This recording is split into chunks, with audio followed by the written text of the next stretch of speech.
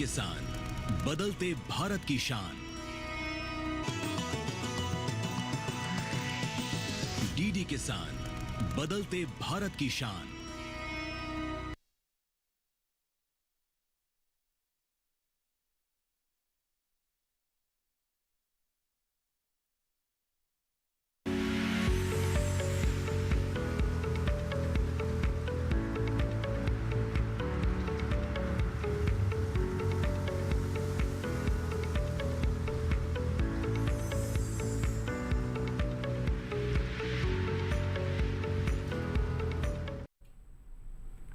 नमस्कार, दूरदर्शन किसान पर आप सभी का स्वागत है और एक बार फिर से हम आपके सामने लेकर हाजिर हैं आपका अपना पसंदीदा कार्यक्रम हेलो किसान।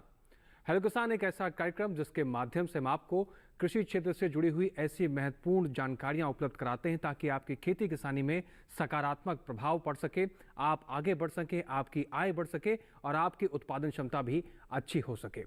हेलो किसान के कार्यक्रम में हम हर दिन अलग अलग विषयों पर चर्चा करते हैं। उस विषय से जुड़े हुए खास एक्सपर्ट को हम अपने प्रोग्राम में शामिल करके आपके सवालों को इस कार्यक्रम में शामिल करके आप तक सुझाव पहुंचाए जाते हैं, आपके सवालों के समाधान किए जाते हैं।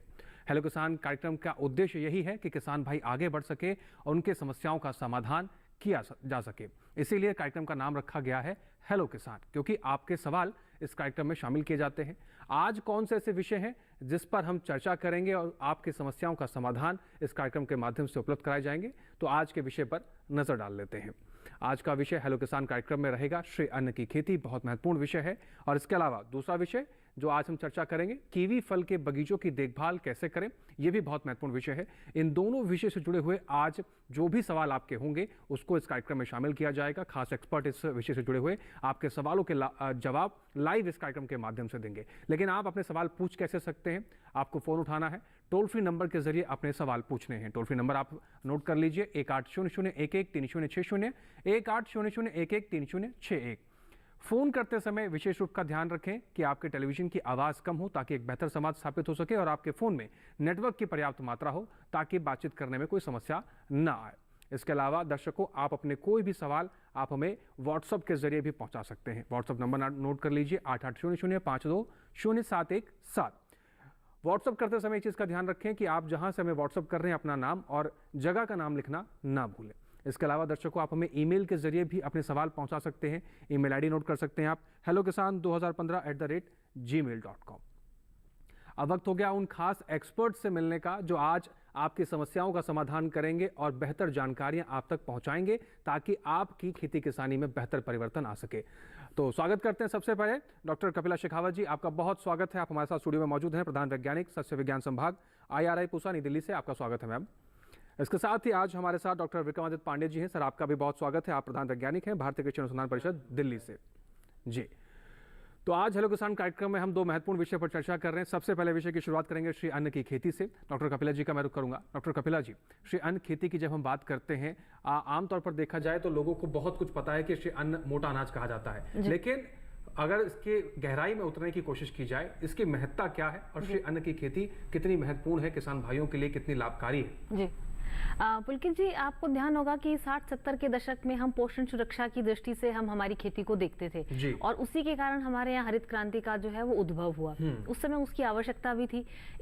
उसके बाद में इस शताब्दी की शुरुआत में हम पोषण सुरक्षा की बात करने लगे, जहाँ हमको न्यूट्रिशनल सिक्योरिटी की बात, और अभी पिछले आपने देखा होगा 5-7 वर्षों में हम एनवायरमेंटल या पर्यावरण सुरक्षा के बारे में भी बात करते हैं। तो हमें एक ऐसा एक आइडियल एक क्रॉप चाहिए जो इन तीनों ही दृष्टि से बहुत ही महत्वपूर्ण हो, यानी कि पोषण सुरक्षा, न्यूट्रिशनल सुरक्षा या खाद्य सुरक्षा, उसके अलावा पर्यावरण। तो इन तीनों ही में जो श्रेष्ठ विकल्प हमारे पास आज है वो है श्री अन्न या मोटे अनाज। तो पर्यावरण की दृष्टि से तो अच्छा है ही, क्योंकि इसको कम जल मांग है, कम पोषक तत्वों की आवश्यकता होती है, कम अवधि में हो जाती है जहां कोई और फसलें नहीं हो पाती। उसके अलावा इसकी जो पोषण की दृष्टि से बहुत अधिक महत्व है। और पिछले साल हम सभी ने अंतर्राष्ट्रीय वर्ष मिलेट्स का मनाया, जिसमें कितने ही प्रोडक्ट्स हैं और मेरे ख्याल से हर घर की आजकल रसोई में जो पहले से जो मोटे अनाज थे जिनको बीच में हम कहीं ना कहीं हमारे थाली से गायब हो गए थे, वो आज सब किसी न किसी रूप में हर घर में वापस इनका प्रचलन बढ़ा है। तो अगर अपन ना केवल पर्यावरण या खाद्य सुरक्षा, पोषण की दृष्टि से भी, खास तौर पर अगर महिलाओं और बच्चों की हम बात करें, तो हमारे देश में अभी भी एक बहुत ही बड़ी जनसंख्या है जो कि कुपोषित है। तो एक आदर्श विकल्प है, इन्हें हमें अपनाना चाहिए। कई प्रकार के होते हैं और कार्यक्रम में हम इनकी चर्चा भी करेंगे। बिल्कुल, बहुत महत्वपूर्ण बातें आपने बताई कि ये तमाम कारक हैं जिसके अनुरूप अगर हम श्री अन्न की खेती करते हैं तो इन सभी चुनौतियों से निपटा जा सकता है और किसान भाई अच्छा खासा उत्पादन भी ले सकते हैं। फिलहाल इस विषय से जुड़ी हुई एक खास रिपोर्ट पर भी नजर डाल लेते हैं कि श्री अन्न की खेती क्या है, क्यों महत्वपूर्ण है और क्या कुछ इसके अंदर संभावनाएं हैं।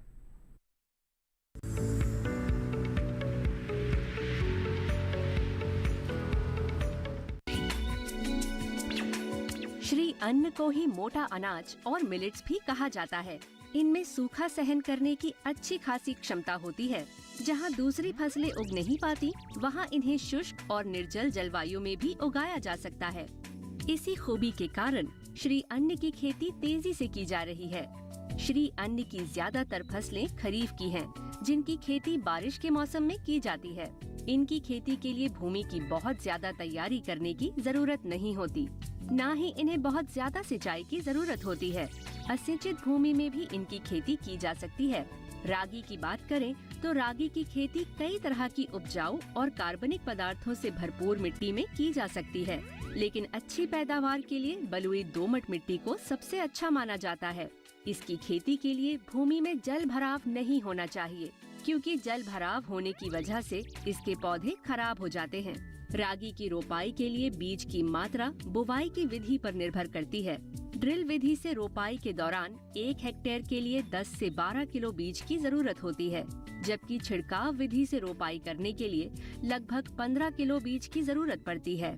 इसके बीज को खेत में बोने से पहले उपचारित जरूर कर लें।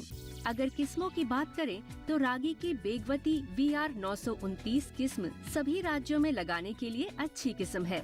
बाजरे की बात करें तो बाजरे की बुवाई के लिए हल्की दोमट बलुई मिट्टी सही रहती है। भूमि का जल निकास अच्छा होना जरूरी है। बाजरे के बीज बहुत छोटे होते हैं और इसके जमाव के लिए हल्की और भुरभुरी मिट्टी का होना जरूरी है। इसीलिए खेत में 2 या 3 बार कल्टीवेटर से जुताई करने के बाद पाटा लगा दें।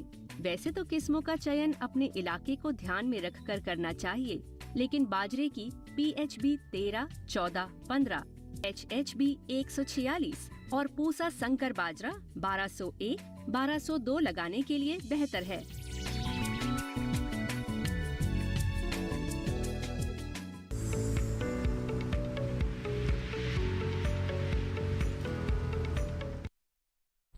तो देखा आपने श्री अन्न की खेती से जुड़ी हुई एक महत्वपूर्ण रिपोर्ट, जिसमें तमाम महत्वपूर्ण जानकारियां उपलब्ध कराई गई हैं। फिलहाल इस विषय पर और भी चर्चा करेंगे और महत्वपूर्ण जानकारियां और भी जानेंगे डॉक्टर कपिला जी से। लेकिन अब अपने अगले विषय की ओर रुख करते हैं, जो कि है कीवी फल के बगीचों की देखभाल कैसे करें। डॉक्टर विक्रमादित्य पांडे जी हमारे साथ मौजूद हैं। डॉक्टर विक्रमादित्य जी, आपसे हम जानना चाहते हैं कि कीवी के फलों की जब हम बात करते हैं, कौन सी ऐसी महत्वपूर्ण बातें हैं जिनको शुरुआती तौर पर किसान भाई ध्यान रखें? जी, जैसा कि अभी आपने परिचर्चा में आरंभ किया कि पोषण सुरक्षा एक बहुत महत्वपूर्ण विषय हो गया आज के समाज में जी। और पिछले कुछ सालों में सभी लोगों ने देखा है कि बाजार में एक कीवी का फल जो किसान ये उपभोक्ता हैं खरीदते रहते हैं। तो पोषण के दृष्टिकोण से ये बहुत अच्छी फसल है और इससे किसानों की आय भी बढ़ाने में बहुत अच्छा मदद मिलता है, क्योंकि बाजार में इसकी अच्छी कीमत मिलती है और किसानों के बागानों पर ही इस फसल की इतनी ज़्यादा मांग है आज के दिन में हमारे समाज में और देश में कि किसानों को इसको डिस्पोजल में या विपणन में कोई उसमें दिक्कत नहीं आती है। दूसरा जो आपने कहा जलवायु और मिट्टियों की जो मिट्टी की आवश्यकता जो बताया, तो ये एक विशेष तरह का फल का फसल है। ये ठंडी जलवायु का जो है देशज है और ठंडी जलवायु में ही इसकी खेती की जा सकती है। जैसे हमारे देश में हिमाचल प्रदेश, जम्मू कश्मीर का जो ठंडा इलाका है, उत्तराखंड, और इसके अतिरिक्त जो पहाड़ी वाले अंचल हैं, जैसे पूर्वोत्तर के अधिकांश राज्यों में जो पहाड़ी वाले अंचल हैं वहाँ पर इसकी खेती सफलतापूर्वक की जा सकती है जी। इसके लिए थोड़ा जो ढालू जमीन चाहिए, जिससे कि इसमें पानी जो रुक जाता है वो सहन नहीं कर सकता है। तो जहाँ स्लोप अच्छा होता है, ढलुई ज़मीन होती है और हल्की बलुई दोमट मिट्टी होती है, वहाँ पर इसकी अच्छी खेती की जा सकती है।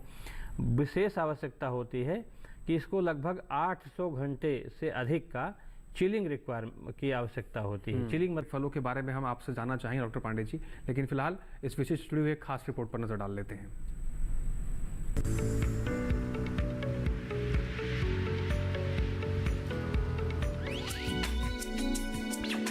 कीवी फल की खेती पहाड़ी और ठंडे इलाकों में की जाती है। ऐसे इलाके जहां तापमान 30 डिग्री से ऊपर नहीं जाता, वहां कीवी की खेती की जा सकती है। देश में कीवी की खेती जम्मू कश्मीर, उत्तर पूर्वी इलाकों, उत्तराखंड और अरुणाचल प्रदेश में की जाती है। कीवी की खेती के लिए गहरी दोमट मिट्टी जिसमें जल निकास की व्यवस्था हो अच्छी रहती है। पौधारोपण करने से पहले मिट्टी के पीएच मान की जांच जरूर कर लेनी चाहिए। इसके लिए मिट्टी का पीएच मान 5 से 6 होना चाहिए। अगर आप उच्च गुणवत्ता वाले फल लेना चाहते हैं तो इसके लिए आपको नर्सरी में तैयार उच्च गुणवत्ता और किस्मों के पौधों का रोपण करना चाहिए। साथ ही कीवी फल के बागों की देखरेख भी करती रहनी चाहिए। वैसे तो कीवी के बागों को अधिक देखरेख की जरूरत नहीं होती, लेकिन बागों का प्रबंधन कार्य समय से करना फायदेमंद रहता है। खासकर गर्मियों में कीवी के बागों की बढ़वार के लिए 10 से 15 दिन के बीच ड्रिप सिंचाई के जरिए पानी देना चाहिए। अक्सर गर्मियों के मौसम में कीवी के बाग में जड़ गलन, कॉलर रॉट, क्राउन रॉट आदि रोगों का प्रकोप बढ़ जाता है।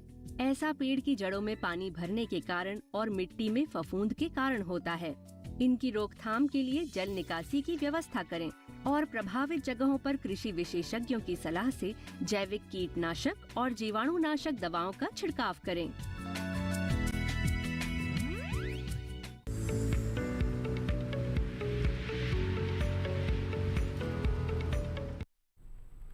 तो पोषण के मद्देनजर अगर बात करें कीवी की, तो बहुत महत्वपूर्ण फल है और किसान भाइयों की आय को बढ़ाने में भी बहुत मददगार साबित होता है कीवी। अगर कीवी के बाग आप लगाना चाहते हैं तो इस कार्यक्रम से जुड़े रहें। बहुत सी ऐसी महत्वपूर्ण जानकारियां जो आप तक उपलब्ध कराई जाएंगी। फिलहाल आगे बढ़ते हैं, कार्यक्रम को आगे बढ़ाते हैं। डॉक्टर कपिला जी का रुख करते हैं।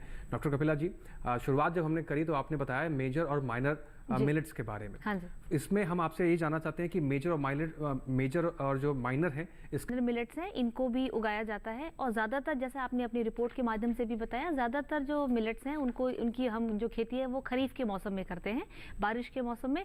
और अधिकांश जो आपके मार्जिनल एरियाज या जहाँ पे और आपकी मेजर क्रॉप वहाँ पे नहीं हो पाती, उन क्षेत्रों में इसको लिए जाता है और बहुत ही कम आदान की खेती है। और इसका जो है जो हम अगर बोले कि सपोर्ट प्राइस के कंपैरिजन में या जैसे आजकल विपणन की बात करते हैं उसके माध्यम से, और अगर लाभ लागत अनुपात की हम बात करें तो बहुत कम आदान की खेती है, लागत बहुत कम है और बहुत मांग है। यहाँ तक कि अगर कॉन्ट्रैक्ट फार्मिंग के माध्यम से या अगर मान लीजिए एक स्टेप और अगर आगे बढ़कर अगर आप प्रोसेसिंग करते हैं तो किसानों के लिए कहीं ना कहीं बहुत ही अच्छा ये रोजगार का एक विकल्प हो सकता है। इसमें परंपरागत रूप से हमारे भोजन में ये हमेशा हमारा हिस्सा रहे हैं। तो डायरेक्ट जो आप भोजन में, उसके अलावा इनके प्रोसेस्ड फूड है जैसे कि पास्ता में, नूडल्स में, उसके अलावा मैक्रोनी में, इन सभी में इनका प्रयोग धीरे धीरे बढ़ने लगा है। और जो सिर्फ मैदा की वजह से या एक आजकल आपने सुना होगा एक सीलियाक डिजीज होता है, तो इसके कारण जो मतलब आप गेहूं नहीं उसमें आप वो खा सकते हैं, गेहूं नहीं पचा सकते, उनके लिए बहुत ही अच्छा विकल्प है। दूसरा, अगर इसकी और पोषण की बात करें तो जितने भी हमारे जो मिनरल्स हैं, मान लीजिए पोटेशियम है, कैल्शियम, जिंक, सल्फर, आयरन, इन सब की बहुत ही प्रचुर मात्रा में है। तो पूरा न्यूट्रीसीरियल्स है। आपने हिपोक्रेटिस की बात सुनी होगी जो कहते थे कि हम our food should be our medicine, यानी कि जो हमारा खाना है वो ही एक तरह से दवा हो। तो अगर आप इस तरह के भोजन को अपने खाने में इंक्लूड करते हैं तो कई बीमारियां, जैसे मान लीजिए कार्डियोवैस्कुलर या हृदय से आधारित या उच्च रक्तचाप की जितनी भी बीमारियां हैं, उसके अलावा आपने सुना होगा हमारा कंट्री जो है अभी diabetic capital of the world बनने जा रहा है। तो टाइप 2 जो डायबिटीज है उसके लिए जो बाजरा है वो एक बहुत ही अच्छा विकल्प है। ग्लाइसेमिक इंडेक्स इनका बहुत कम होता है। तो इस तरह की ये जो बीमारियां हैं ना, ये जेनेटिक कम है और हमारे जो आजकल का जो दिनचर्या है, आजकल जो हमारी लाइफस्टाइल है, उनकी वजह से ये ज्यादा, तो इनका कोई इलाज भी नहीं है सिवाय इसके कि आप इनको मैनेज करें। तो डॉक्टर कपिला जी, आपने बहुत महत्वपूर्ण बात कही कि और कहीं ना कहीं हम सुनते आ रहे हैं बचपन से ही कि जैसा हम खाएंगे अन्न वैसा बनेगा मन। और जो मिलेट्स की अगर हम बात करते हैं तो उसके अंदर रोग प्रतिरोधक क्षमता भी बहुत ज्यादा है। तो कहीं ना कहीं अपने दिनचर्या में इसको अपनाने की अब जरूरत आ चुकी है। समय बहुत नजदीक है कि अब इन सबको अपने हम रोजमर्रा के जीवन में शामिल करें, जो हम पहले दूर हो चुके थे। फिलहाल एक दर्शक हैं जो फोन लाइन पर जुड़ गए हैं, उनका रुख कर लेते हैं। विपिन है सागर मध्य प्रदेश से, उनका रुख कर लेते हैं। विपिन जी, अपना सवाल पूछिए। जी नमस्कार सर। जी नमस्कार। सर मैं ये जानना चाह रहा था कि इस बार खरीफ में कौन सी मोटे अनाजों की खेती करनी चाहिए, और वैसे हम लोग मक्का तो लगाते हैं, बाजरा भी लगाया है 1-2 बार, तो इस बार कौन कौन सी फसलें लगानी चाहिए खरीफ में और कैसे क्या तैयारी करें, यही जानना था मोटे अनाजों के बारे में जी।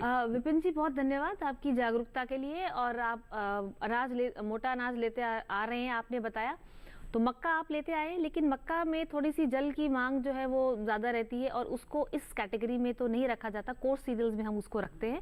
लेकिन जैसे आपने बताया कि आप बाजरा की भी लेते हैं, आपके क्षेत्र के हिसाब से मध्य प्रदेश की अगर अपन बात करें तो ज्वार एक बहुत अच्छा विकल्प है। उसमें एक बहुत अच्छी किस्म है MP चरी, तो उसमें आप करीब 50 दिन के अंदर आपको पहली जो आपको है, क्योंकि पशुधन भी, क्योंकि किसानों के लिए, और हरा चारा खास तौर पर उसकी बहुत अधिक डिमांड रहती है, आप ये भी ले सकते हैं। उसके अलावा हमारे पास ज्वार में कुछ ऐसी किस्में हैं जो बहुत दोनों ही पर्पस से, यानी कि दाने के पर्पस से और चरी दोनों ही पर्पस से ली जाती है। उनमें से आप एक अच्छी किस्म का चुनाव कर सकते हैं।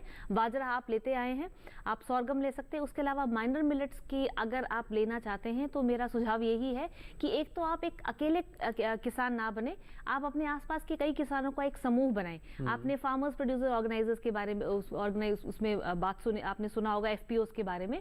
उसमें आप संगठित होकर अपने जो है कई थोड़े एक इस तरह का आप एक बनाएं कि आपके पास एक मार्केटेबल साइजेबल प्रोड्यूस हो, तो उसके आधार पे आप जो जितनी भी प्रोसेसिंग इंडस्ट्रीज हैं, या बेहतर तो यही होगा कि आप आने वाले समय में अपने खुद का ही एक इस तरह का रोजगार शुरू करें। अगर ना भी हो सके तो आप पहले मार्केट की तलाश करें, कौन से माइनर मिलेट का किस प्रकार की प्रोसेसिंग आप कर सकते हैं, या आपके प्रोड्यूस को खरीदने के लिए कौन है। अगर आप वो इंश्योर करके अगर आप अपनी फसल का चुनाव करते हैं तो बहुत अच्छा है। बाकी रागी और जो उसके अलावा सौरगम या ज्वार और बाजरा, इन तीनों का तो बहुत अच्छा विकल्प है मध्य प्रदेश में, और इन्हीं आपके जगह के लिए स्पेशल किस्में भी, इसके अंदर उन्नत किस्में भी विकसित की गई हैं। जी, तो विपिन जी उम्मीद करते हैं कि आपको अपने सवाल का जवाब मिल गया होगा और आपकी समस्या का समाधान भी हो गया होगा, और आप खरीफ की खेती में आप इस तरीके से अपनी फसल को आगे बढ़ा सकते हैं और अच्छा खासा मुनाफा कमा सकते हैं। फिलहाल चर्चा को आगे बढ़ाएंगे, आपके सवालों को भी शामिल करेंगे, लेकिन यहाँ रुकना होगा एक छोटे से ब्रेक के लिए। आप बने रहें और देखते रहें दूरदर्शन के साथ।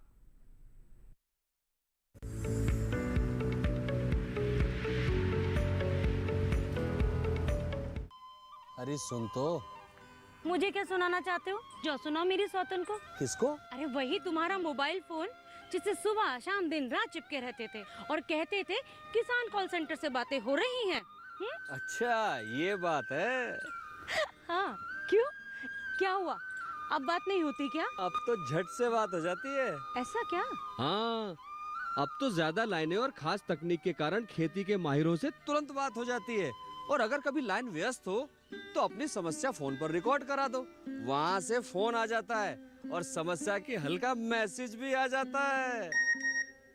ये देखो आ गया।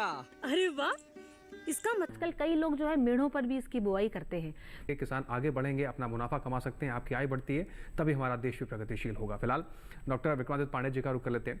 विक्रमादित्य पांडे जी, जब हम बात कर रहे हैं खेत की तैयारी की, तो वहीं जब हम कीवी की बात कर लें अगर, तो कीवी के बगीचे की तैयारी की जा रही है, तो कौन सा उचित समय है कि अब तैयारी शुरू कर देनी चाहिए, और कौन सी बातें हैं जो उसका ध्यान रखें किसान भाई उस बाग को लगाने के समय पहले? जी, चूँकि इसका पौधा जो है वो शीत जलवायु का पौधा है, तो इसकी जो खेत की तैयारी होती है, इसको लगभग 4 से 5 मीटर कतार से कतार और इतनी ही लगभग 5 मीटर पौधे से पौधे की दूरी रखनी चाहिए।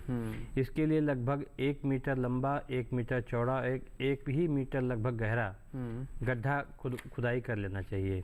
इसको इस समय भी किया जा सकता है या लगभग अक्टूबर नवंबर तक इसका गड्ढे की तैयारी की जा सकती है जी। और प्रति गड्ढे में लगभग 20 से 30 किलोग्राम गोबर या अच्छी सड़ी हुई कंपोस्ट की खाद, अगर उपलब्ध है तो नीम की खली भी 1 से 2 किलोग्राम डालकर अच्छे से मिट्टी में मिला करके गड्ढे को भर देना चाहिए जी। ये ऐसा पौधा है कि जब ठंडी होती है बहुत ज़्यादा, लगभग दिसंबर से जनवरी के आसपास, जनवरी के अंत या 15 फरवरी के आसपास तक, उस समय इसके पौधे लगाए जाते हैं जी।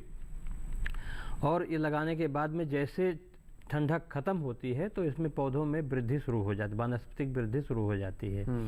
और इसमें उसके बाद में जितने भी जो पोषक तत्वों का प्रबंधन और जो पानी का प्रबंधन होता है गर्मी के दिनों में किया जाता है। और इसके तुरंत बाद जैसे ठंडक जब खत्म होती है तो इसमें वानस्पतिक वृद्धि होती है और इसमें फूल भी आने लगते हैं। फूल आने के लगभग 6 महीने के लगभग 180 से 190 दिन के आसपास के बाद में इसके फल परिपक्व होते हैं और इस अवधि में जितने हमारी जो शस्य क्रियाएँ होती हैं वो की जाती हैं और बाग की स्थापना के समय जो भी काट छांट अधिकांश जो फलों में किया जाता है, शीत ऋतु वाले जितने शीत जलवायु के क्षेत्रों वाले फसल हैं उनमें जो काट छांट और जो पौधों की सदाई इस पर विशेष ध्यान रखना चाहिए, क्योंकि कुल मिलाकर जो उत्पादकता निर्भर करती है कि हमारे बाग का प्रबंध किस तरह से किया गया है। बिल्कुल जी। इसके साथ एक दर्शक हैं, उनका सवाल ले लेते हैं। उन्होंने व्हाट्सएप के जरिए अपना सवाल हमसे पूछा है। रितेश भारती हैं बिहार से। वो जानना चाहते हैं कि बाजरे की बुआई हमारे एरिया में कब करें, कृपया मार्गदर्शन करें डॉक्टर कपिला जी। जी बाजरे की आपके उसमें भी मानसून के आने पर ही, जैसे जून के आखिर में या मान लीजिए जुलाई के प्रथम सप्ताह में ये हो जाए तो एक पहली जब बारिश होती है उसके बाद में खेत की उचित तैयारी करके आप इसके अंदर बाजरा की बुआई कर सकते हैं। सीड रेट हमने पहले ही बताई आपको 4 से 5 किलोग्राम प्रति हेक्टेयर की दर से, और आप संकर किस्म का भी चुनाव कर सकते हैं। पूसा संस्थान से भी कई किस्में निकली हैं, हाइब्रिड भी है, संकल किस्में भी है, कॉम्पोजिट्स भी हैं, तो और मल्टी कट वेराइटीज है हमारे पास, और बोथ ग्रेन एंड सीड, मतलब दोनों ही पर्पस से कि जो किस्में हैं वो हैं। तो आप अपने उद्देश्य के हिसाब से, आपको दाने के लिए बाजरा चाहिए या आपको चरी के लिए चाहिए, अगर आप पशुधन भी घर में रखते हैं तो आप एक जो ड्यूअल पर्पस की जो किस्में हैं जिसके अंदर मान लीजिए HHB 67 है, 68 है, इनमें से आप किसी अच्छी किस्म का चुनाव कर सकते हैं। 4 से 5 किलोग्राम प्रति हेक्टेयर की दर से बीज रखें और इसके अंदर जो संस्तुतित जो नाइट्रोजन की मात्रा है वो करीब है 60 से 70 किलोग्राम प्रति हेक्टेयर। उसके अलावा 40 से 50 किलोग्राम फास्फोरस और लगभग उतना ही पोटेशियम।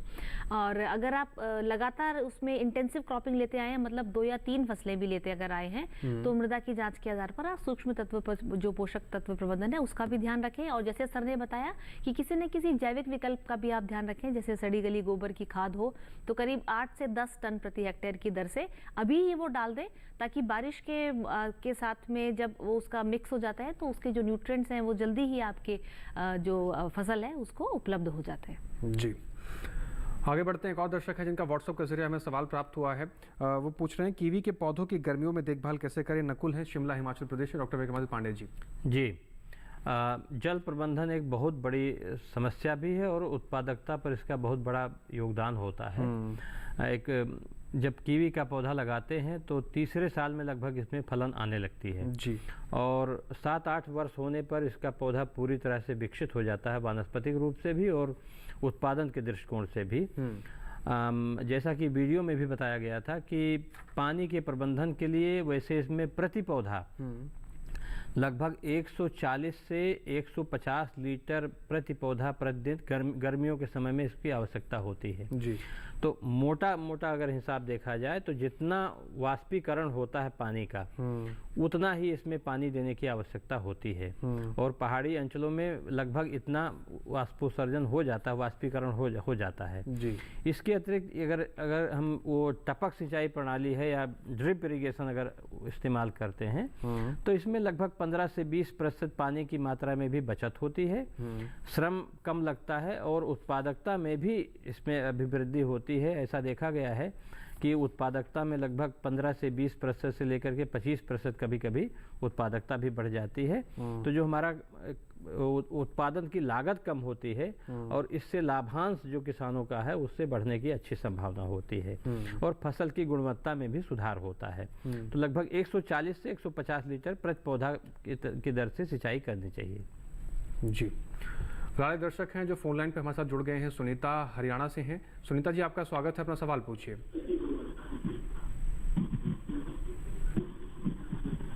सुनीता जी, आप तक आवाज पहुंच रही है तो अपना सवाल पूछिए। सुनीता जी, क्या आप हमें सुन पा रही हैं? हेलो जी सुनीता जी, अपना सवाल पूछिए। हेलो जी सुनीता जी, अपनी टेलीविजन की आवाज कम कर लीजिए और अपना सवाल पूछिए। हाँ, आवाज तो कम कर लीजिए जी, अपना सवाल पूछिए। हाँ, ये पूछ रही हूँ जी, मूंगफली का बीज कब बोए जी? जी, डॉक्टर कपिला जी, इनके सवाल का जवाब। मूंगफली तो एक तिलहन फसल है और आप रोहतक से हैं, उस एरिया में आजकल बहुत ही ज़्यादा मूंगफली का प्रचलन। खरीफ की फसल है, मानसून आने पर जून के आखिर या जुलाई के प्रथम सप्ताह में आप इसकी बुआई कर सकते हैं। तिलहन फसल है, पानी की मात्रा बहुत ज़्यादा चाहिए इसके अंदर, और अगर आपकी उस तरफ के हैं रोहतक तो यहाँ हल्की मिट्टी है, तो आपको फ्रीक्वेंट इरीगेशन कम से कम 8 से 10 सिंचाई पूरी मूंगफली की फसल में चाहिए होगी। अगर आप स्प्रिंकलर या जैसे सर ने बताया टपक सिंचाई से करते हैं तो जल उपयोग दक्षता बढ़ती है, तो वो अगर आपके पास सिंचाई का उत्तम विकल्प है तो आप मूंगफली की फसल ले सकती हैं। जी, तो उम्मीद करते हैं सुनीता जी आपके सवाल का जवाब आपको मिल गया होगा और आप मूंगफली की खेती कर आगे बढ़ेंगी और अपने आसपास के किसानों को भी प्रेरणा देंगे आगे बढ़ने की। डॉक्टर विक्रमादित्य पांडे जी का फिर से रुख करते हैं। जी डॉक्टर विक्रमादित्य जी, जैसे हम बाग लगाने की हमने बात कर ली, आपने बताई विधियाँ क्या होनी चाहिए, किस तरह की तैयारी करनी चाहिए। जब यहाँ पर हम रोगों की बात करते हैं तो क्या संभावनाएं हैं रोग लगने की और उससे लड़ने की, क्या सावधानियां होनी चाहिए, क्या व्यवस्था होनी चाहिए, क्या तैयारियां करनी चाहिए?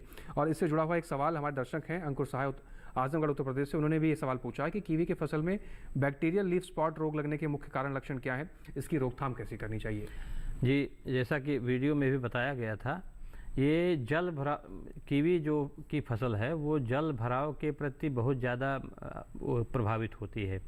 तो इसकी खेती उन्हीं मिट्टियों में किया जाना चाहिए कि जहाँ पर जल निकास की अच्छी व्यवस्था है। जी, और मुख्य रूप से जो है, जो आपने पूछा है कि क्या इसका लक्षण होता है, तो पत्तियों में धब्बे पड़ जाते हैं। जी, दूसरा जो इसमें मुख्य रोग लगता है वो जड़ का सड़न या तने का, जहाँ पर मिट्टी तने के साथ लगती है, जहाँ पर पौधा उगता है वहाँ पर सड़न ज़्यादा हो जाती है जब जल भराव की समस्या होती है।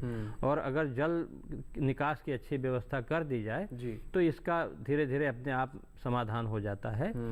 कहीं विपरीत बहुत ज़्यादा परिस्थितियों में ये रीडोमिल का अगर ड्रेंचिंग किया जाए, मतलब द्रवण बना करके 3 ग्राम प्रति लीटर के हिसाब से और लगभग 1-1 लीटर का द्रवण उसमें जड़ के भाग में सिंचाई किया जाए तो इस रोग से निजात मिल जाती है। दूसरा जो उन्होंने रोग की बात किया है वो मुख्य रूप से पत्तियों पर धब्बे पड़ जाते हैं। ये उसी कंडीशन में ज़्यादा होता है कि जल भराव ज़्यादा होता है, आपेक्षिक आर्द्रता जो वातावरण में बढ़ जाती है, उस दशा में इस रोग की तीव्रता बढ़ जाती है। और अगर सिंचाई ठीक से करेंगे, विशेष तो साफ सुथरा रखा जाए, तो इसकी भी समस्या बहुत कम ही रहती है इसमें कीवी फल के बागानों में।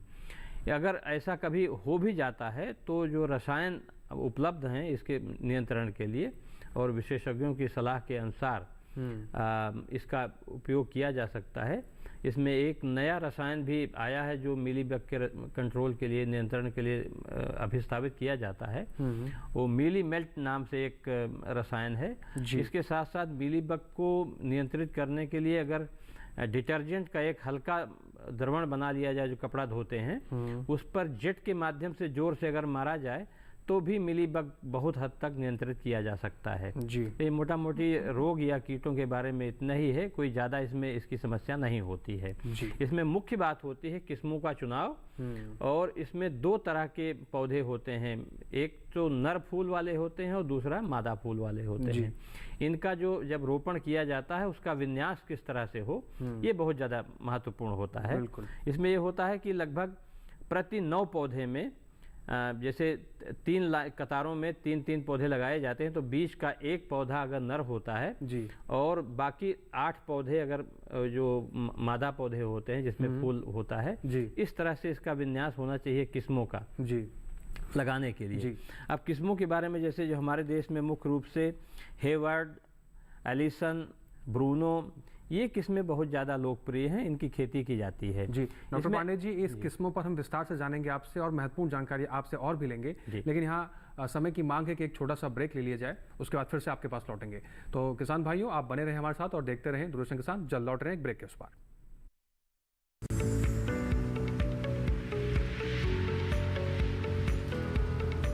डीडी किसान ने कर ली है तैयारी, यहाँ मिलेगी पशुपालन की हर एक जानकारी, घर आंगन से लेकर व्यवसायिक फार्म तक, मुर्गी पालन से लेकर रेगिस्तान के जहाज तक। बीमारियों से पशुपालक बिल्कुल ना हो परेशान, विशेषज्ञ करेंगे आपकी समस्या का समाधान। देखिए अपना पशु चिकित्सक हर रविवार शाम 6:30 बजे दूरदर्शन किसान पर।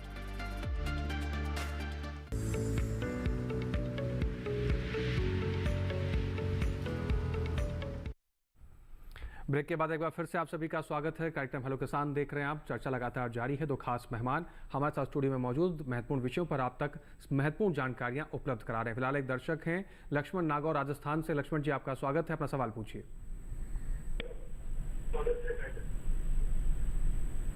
लक्ष्मण जी, अपने टेलीविजन की आवाज कम कर लीजिए और अपना सवाल पूछिए।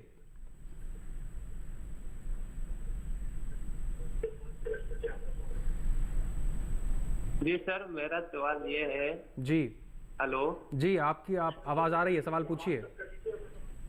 हाँ सर, मेरी आवाज आ रही है। मैं हाँ जी, आपकी आवाज आ रही है, आप अपना सवाल पूछिए। पौधे लगाए हैं कीवी के, उसमें जो मतलब फल बन रहे हैं उसमें थोड़ा कीट का प्रकोप है। तो उन कीटों को मतलब कीटों को दूर करने के लिए मुझे कौन सी दवा यूज करनी चाहिए, क्या? जी डॉक्टर पांडे जी। हाँ सर, आवाज आ रही है। हाँ जी, आपके समस्या का समाधान करें। डॉक्टर पांडे जी का रुख कर लेते हैं। डॉक्टर पांडे जी, इसमें मुख्य रूप से सफ़ेद अगर आप देखेंगे ध्यान से तो मीलीबग या गुजिया कीट ही मुख्य रूप से लगता है जी। और इसके रोकथाम के लिए हमने दो तीन सरल उपाय बताए हैं। एक तो इसका काट छांट की आवश्यकता होती, तो जब ऐसा कुछ लगता है तो काट करके वैसे अंश को निकाल करके बगीचे से गहरे मिट्टी में दबा दिया जाना चाहिए, जिससे कीट का जो मल्टीप्लिकेशन होता है वो कम से कम हो।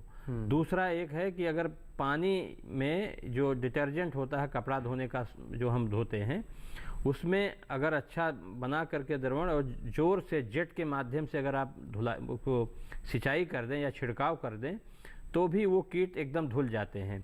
तीसरा हमने बताया कि एक रसायन है जिसको मीली मेल्ट के नाम से जाना जाता है। अधिकांश ये कीट क्या होता है कि इसमें मोम जैसा उसके ऊपर सफ़ेद पड़ा रहता है, मतलब चिपका रहता है, जिससे अधिकांश जितना रसायन हम छिड़काव के माध्यम से व्यवहार करते हैं उसका कोई प्रभाव नहीं पड़ता है।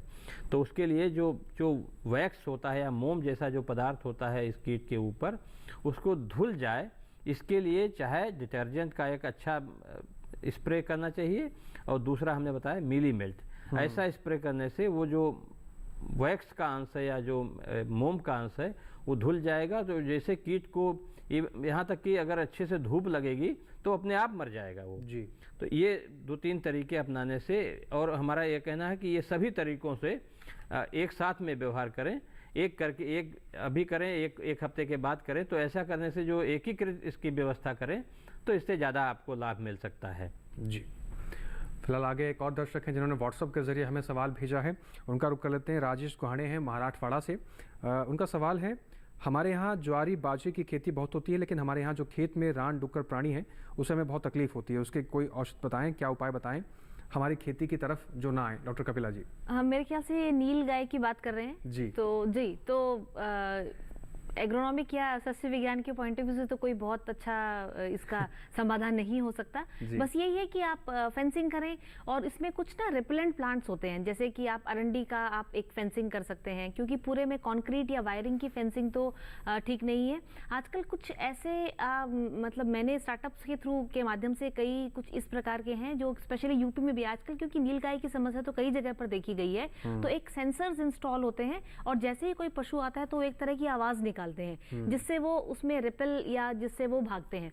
तो निर्भर करता है कि आप किस प्रकार का इन्वेस्टमेंट इसमें कर सकते हैं। अगर आप कंक्रीट की बाउंड्री नहीं कर सकते तो आप कुछ जैसे अरंडी के कुछ कांटेदार आप जो पेड़ या झाड़ियां हैं वो आप लगा सकते हैं। कुछ पौधों में बदबू बहुत तेज आती है, तो जैसे जानवर उसके पास में आता है तो वो भी उससे भागने की कोशिश करता है। ऐसे सेंसर्स आप ऑनलाइन तलाश कर सकते हैं। स्टार्टअप के माध्यम से कुछ सेंसर्स हैं, हमने देखे हैं। हमारे भी ZTM BPT यूनिट्स में इस तरह के स्टार्टअप्स को प्रमोट किया जाता है, जिससे मतलब इन जो जानवर है उसको ज़्यादा नुकसान भी ना हो और सिर्फ एक ऐसी आवाज़ से वो भाग जाए। दिन के समय में हम कुछ ऐसी तेज़ जो चमकने वाली पट्टियाँ इस तरह की हम लगा देते हैं, रिबन्स लगा देते हैं, जिनसे भी थोड़ा वो रिपेल होते हैं। बाकी निश्चित रूप से ये कोई एक परमानेंट सॉल्यूशन तो नहीं है। आप ही देखिए अगर इसमें आप किस प्रकार की फेंसिंग आप कर सकते हैं, या आप रखवाली करें खेतों की, यही एक विकल्प हो सकता है जी।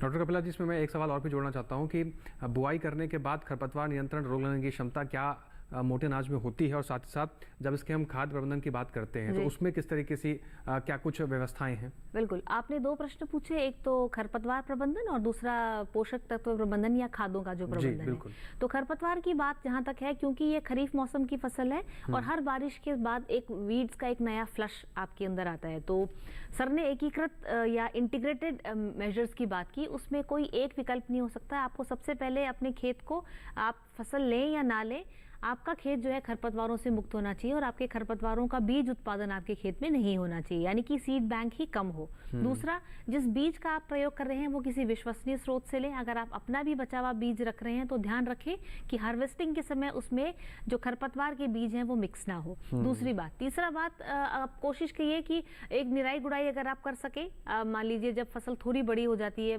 4 से 5 पत्ती की अवधि में, या मान लीजिए घुटनों तक या नी हाई स्टेज पे होती है, तो आप एक निराई गुड़ाई कर देते हैं। उसके बाद फसल बढ़ जाती है और उसमें खरपतवारों का जो प्रतिस्पर्धा या कंपटीशन है वो नहीं होता। चौथा और अंतिम विकल्प हमारे पास बचता है रसायनों का। तो उसमें हर जो आपकी फसल है उसके लिए, तो जैसे अगर अपन बाजरा की बात करें तो एट्राजीन एक पुराना खरपतवार नाशक है, उसका आप प्रयोग कर सकते हैं एज प्री इमरजेंस भी, और आप उसको आप खड़ी फसल के अंदर भी एक लिमिटेड अमाउंट के अंदर इसको प्रयोग कर सकते हैं। तो जो इन तीनों विकल्पों से भी अगर आपके खरपतवार नियंत्रण नहीं होता है तो आप एक रासायनिक विकल्प पर जा सकते हैं। दूसरा, आपने पोषक तत्व प्रबंधन की बात की, तो चूंकि इन फसलों का जो चुनाव इस तरह से किया है कि अधिक उत्पादन के लिए नहीं, जितने कम और जितने लिमिटेड आदान से ये की जाए तभी किसानों के लिए ये लाभप्रद हो सकती है। तो इसके माध्यम से आप श्रेष्ठ यही है कि आप अपने खेत पर ही फसल अवशेष प्रबंधन करें, आपके अवशेष जितने भी पुरानी फसल के हैं उनका आच्छादन करें, ताकि आपकी जो नमी है मिट्टी की वो भी कंजर्व रहे और वो भी आगे आने वाले समय में वो भी डिकम्पोज होकर आपकी मृदा की जैविक जो कार्बन है उसकी मात्रा को बढ़ाता है। तो किसी न किसी जैविक विकल्प पे आप जरूर जाएं। जितने भी हमारे मिलेट्स हैं उन सब के लिए बायो फर्टिलाइजर्स एक बिल्कुल रामबाण है, यानी कि सीड ट्रीटमेंट अगर आप जैव उर्वरकों से करते हैं तो आपको ना नाइट्रोजन, फास्फोरस और पोटेशियम, इन तीनों की आवश्यकता नहीं होती। पूसा संस्थान से भी बहुत सारे हमारे जैव उर्वरक निकले हैं जिसके अंदर potash solubilising, phosphorus solubilising, zinc solubilising, तीनों के मिक्सचर्स भी आते हैं हमारे। तो इस तरह का आप कर सकते हैं। गोबर की खाद का प्रबंधन करें, लेकिन सभी किस्मों के लिए जो संस्तुतित मात्रा है नाइट्रोजन, फास्फोरस और पोटेशियम की, उसको भी दें। फसल आधारित खड़ी फसलों में भी आप कमी के लक्षण पहचान कर आप न्यूट्रिएंट मैनेजमेंट कर सकते हैं। जी, तो ये बहुत बेहतरीन बातें बताएं डॉक्टर कपिला जी ने कि अगर आप खाद्य प्रबंधन करना चाहते हैं या खरपतवार नियंत्रण करना चाहते हैं अपने मोटे अनाज की खेती में, तो इन उपायों का इस्तेमाल कर आप बेहतर तरीके से समाधान कर सकते हैं और अच्छा उत्पादन ले सकते हैं। डॉक्टर विक्रमादित्य जी का रुख करते हैं। सर, हम जब खरपतवार नियंत्रण की बात कर रहे हैं तो वहीं जब हम आम के बाग की खेती की बात करते हैं या आम के बाग लगाते हैं तो उसमें एक प्रावधान होता है कि अगर पक्षियों से हमें अपने फल को बचाना है तो बैगिंग कर देते हैं। क्या कीवी की बागों में भी ये व्यवस्था की जा सकती है? अगर नहीं की जा सकती तो क्या समाधान है कि उनको पक्षियों से भी बचाया जा सके, क्योंकि कई बार देखते हैं वो पक्षी भी फल को नुकसान पहुंचा देते हैं। जी, ये इसका भी व्यवस्था किया जा सकता है, लेकिन इसके साथ साथ जो जाल होते हैं प्लास्टिक के, जी, उनकी व्यवस्था अगर किया जाए तो इसमें ज़्यादा प्रभावी होती है। क्योंकि कीवी का फल ऐसा है, इसको पंडाल में उगाया जाता है। अभी देखिए आपके सामने जो वीडियो चल रहा है तो उसमें देखेंगे पंडाल बनाया जाता है। इसमें सीमेंट के खंभे के सहारे और उसके ऊपर तार का एक जाली बनाई जाती है, जिससे कि जो वानस्पतिक पत्तियां होती हैं, वानस्पतिक वृद्धि होती है, वो ऊपर होती है और फल नीचे लटके रहते हैं। जी। तो इसमें ऐसा कोई बहुत ज़्यादा दिक्कत नहीं है, परंतु जब कभी ऐसी समस्या आती है तो उसमें जाल, अगर उसके ऊपर से जाल बिछा दिया जाए प्लास्टिक का, तो पक्षियों से इसकी रक्षा की जा सकती है। यहाँ तक कि कहीं पर अगर बंदरों का भी प्रकोप होता है तो उससे भी हमारे फसल को जो संरक्षण प्राप्त हो सकता है। जी, इसमें काट छांट और सधाई का बहुत बड़ी भूमिका होती है इसके अच्छे उत्पादन के लिए। तो किसान भाइयों को काट छांट और सधाई के लिए विशेष ज्ञान रखना चाहिए और समय समय पर विशेषज्ञों से भी इसमें सलाह लेकर के उसको अपनाना चाहिए। डॉक्टर पांडे जी, आपने काट छांट की बात की, तो काट छांट कब से शुरू करनी चाहिए कि और कैसे पहचाने कि अब काट छांट करने की आवश्यकता पड़ गई है? जी, इसमें काट छांट के लिए देखिए, जब पौधा एकदम नया जब बागान लगाया जाता है तो आरंभ में लगभग 2 या 3 वर्ष तक तो इसको पौधे को अच्छा रूप दिया जाता है। जी। और जैसा आपने वीडियो में देखा कि एकदम पंडाल के तरह इसका बगीचा स्थापित किया जाता है। तो आरंभिक दौर में जो हम इसमें सीमेंट के खंभे या लकड़ी के खंभे जो लगाते हैं उसके सहारे जो 5-5 मीटर पे पौधे को लगाया जाता है, तो खंभे के सहारे से पौधे को सहारा दिया जाता है बांध करके, और ऊपर लगभग 1.8 मीटर की ऊंचाई पर जब जाने पर तो उसमें शाखाएं अलाउ की जाती हैं, दोनों तरफ शाखाएं उसमें बढ़ती हैं जी। और फिर पहले मुख्य शाखा बढ़ती है, उसमें फिर दूसरी शाखाएं जो फलन के लिए होती हैं बढ़ती हैं। एक पौधे में लगभग एक शाखा पर लगभग 75 से 80 ऐसी जो फलन वाली गांठें होनी चाहिए, इस बात का ध्यान रखना चाहिए जी। तो इसमें जो काट छांट होती है वो दो प्रकार की जाती है। एक काट छांट की जाती है जो फलन के लिए होती है जी। और दूसरा काट छांट किया जाता है कि वानस्पतिक वृद्धि के लिए किया जाता है। तो जो वानस्पतिक वृद्धि के लिए काट छांट होती है वो लगभग जुलाई में किया जाता है जी। और फलन के लिए जो काट छांट की जाती है वो फरवरी में किया जाता है, जब सुसुप्त अवस्था में पौधा होता है उस समय किया जाता है। अच्छी उत्पादकता के लिए जो हमने बताया कि औसतन 75 से 80 ऐसी गांठें होनी चाहिए कि जिसमें फलन होने वाला हो। तो किसानों को अपना चाहिए कि प्रति जो उसमें पौधे में लगभग इतना अगर होगा तो अच्छी उत्पादकता प्राप्त होगी और फलों का आकार भी अच्छा होगा और उसमें गुणवत्ता में भी सुधार होगा। बिल्कुल। तो किसान भाई इन बातों का ध्यान रख सकते हैं। जो अगर आप कीवी के बगीचों के लगाने की तैयारी कर रहे हैं तो उसमें काट छांट का नियंत्रण कैसे करना है, क्या बातों को ध्यान रखना है, अगर इन सब चीज़ों को आप ध्यान में रख के आगे बढ़ते हैं तो आपको अच्छा उत्पादन मिल सकता है। फिलहाल यहाँ पर रुकना होगा एक छोटे से ब्रेक के लिए। आप बने रहे, आपके सवालों को फिर से शामिल किया जाएगा। छोटे से ब्रेक के बाद लौट रहे हैं।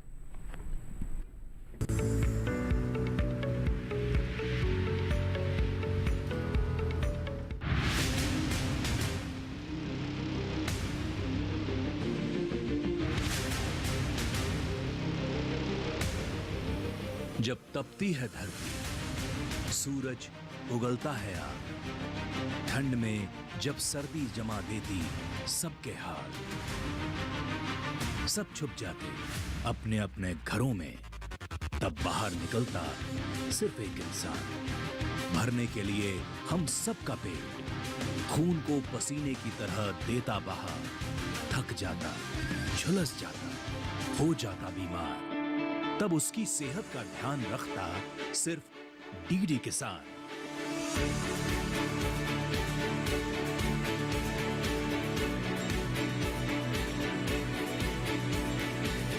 देखिए स्वस्थ किसान शनिवार शाम 6 बजे लाइव सिर्फ दूरदर्शन किसान चैनल पर।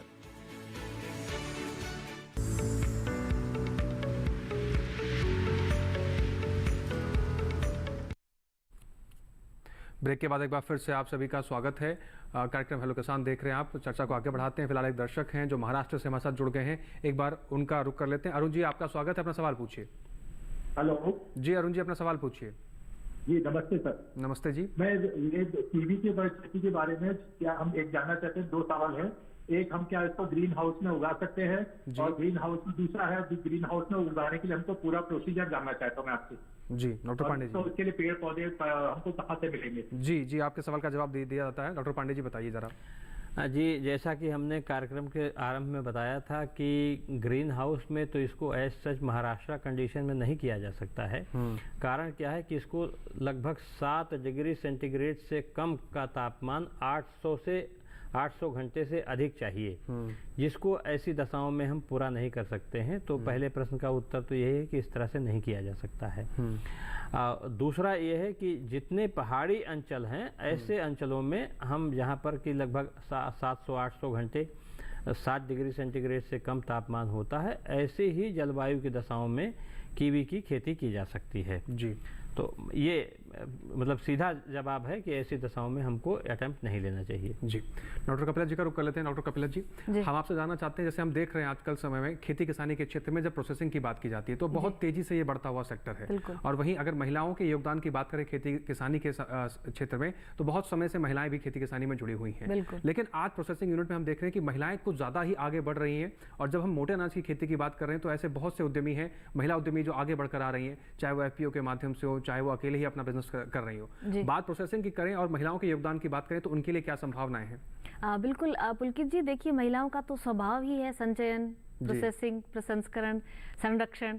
तो इसीलिए जैसे आपका जो ऑब्जर्वेशन है वो बिल्कुल सही है कि महिलाएं इस क्षेत्र में बहुत आगे आ रही हैं, और हम हम हर रोज हमारी रसोई में कुछ न कुछ ऐसा उत्पाद बनाते हैं जो कि प्रिजर्व्ड होता है, हम अपने लेवल पे प्रिजर्व करते हैं। देखिए खेती में जो अब अगर हम लाभ की बात करें या आमदनी बढ़ाने की बात करें तो एक तो परंपरागत तरीके हैं, आपने फसल बोई, काटी, मंडी में गए, अनाज लाद कर और वहाँ पे आड़तिया और आपको ये सारा नेक्सस पता है।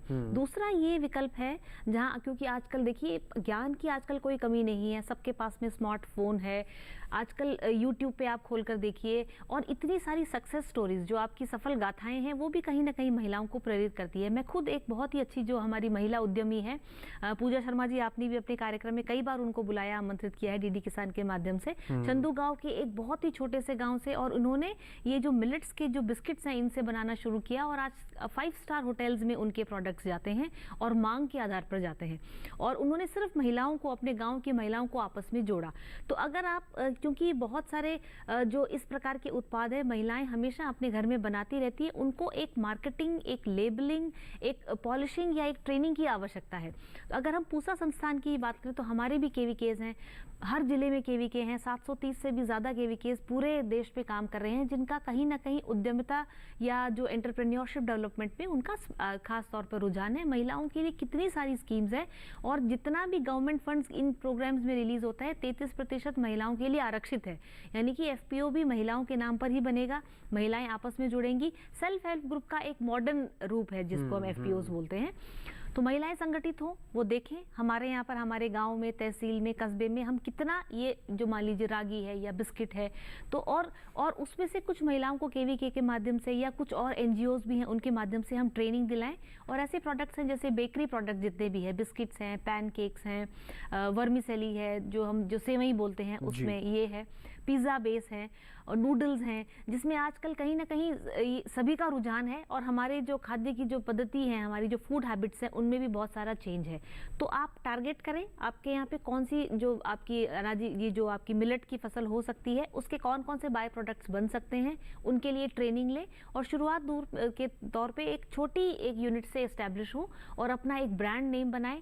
आप मार्केटिंग के स्किल्स सीखें और अपने साथ जितने भी युवा हैं आपके गाँव में, जो बेटियां हैं, जो आपके जो कहीं रोजगार के लिए बाहर ना भटकें और अपने आप को, अपने गांव को आत्मनिर्भर बनाने की दिशा में प्रसंस्करण बहुत ही अच्छा विकल्प है।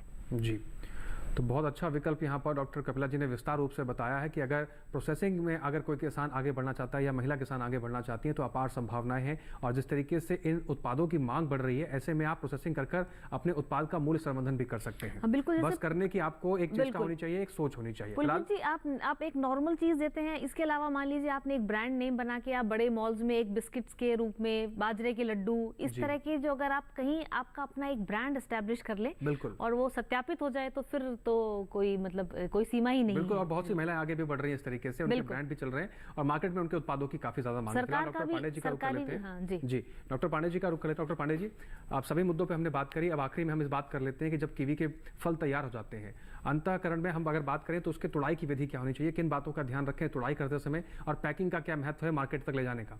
जी, ये एक ऐसा फल है कि जैसे तुड़ाई के बाद में बहुत तेजी के साथ में ये परिपक्व होता है, पकता है मतलब जी, और इसको बहुत दिन तक नहीं रखा जा सकता है। परंतु अगर लगभग 0 जो सेल्सियस पे तापक्रम पे अगर इसके भंडारण किया जाए तो लगभग 2 महीने से लेकर के 6 महीने तक विभिन्न किस्में हैं, इसको भंडारित किया जा सकता है जी। एक तो ये, दूसरा ये फल चूँकि बहुत सॉफ्ट होता है, मुलायम होता है, तो इसमें ट्रांसपोर्टेशन के समय पर इसमें बहुत काफ़ी क्षति आ सकती है जी। इसके लिए जो हमारे सैक्स वाले जो डिब्बे होते हैं, कोरुगेटेड फाइबर बोर्ड वाले डिब्बे होते हैं, उसमें एक एक फल, यहाँ तक कि जो अब आजकल हमारे कुशनिंग के जो मटेरियल आते हैं, कुशन दे करके मतलब गद्दीदार पेपर दे करके उसमें रख कर ही इसका ट्रांसपोर्ट किया जाना चाहिए जी। ध्यान ये रखना चाहिए कि पूरी तरह से परिपक्व होने के कम से कम 1 या 2 दिन पहले, 3 दिन पहले, जैसे दूर है हिमाचल प्रदेश में और अरुणाचल प्रदेश में जहाँ पर इसकी पैदावार होती है, उत्तराखंड में होती है, और सुदूर मंडियों तक ले जाने के लिए कम से कम 3 से 4 दिन या 5 दिन का समय चाहिए, तो उसी अनुसार परिपक्व होने के 4-5 दिन पहले इसकी तुड़ाई की जानी चाहिए जी। इसके लिए किसान भाई, अगर एक मानक होता है एक रेफ्रेक्टोमीटर के सहायता से फल को तोड़ करके उसमें अगर टोटल सॉल्युबल सॉलिड्स एक मानक होता है, उसमें लगभग 6 से 6.34 के आसपास जब इसमें TSS आ जाता है तो समझ सकते हैं कि लगभग परिपक्व होने के लिए तैयार है, तोड़ करके बाजार में भेजा जा सकता है।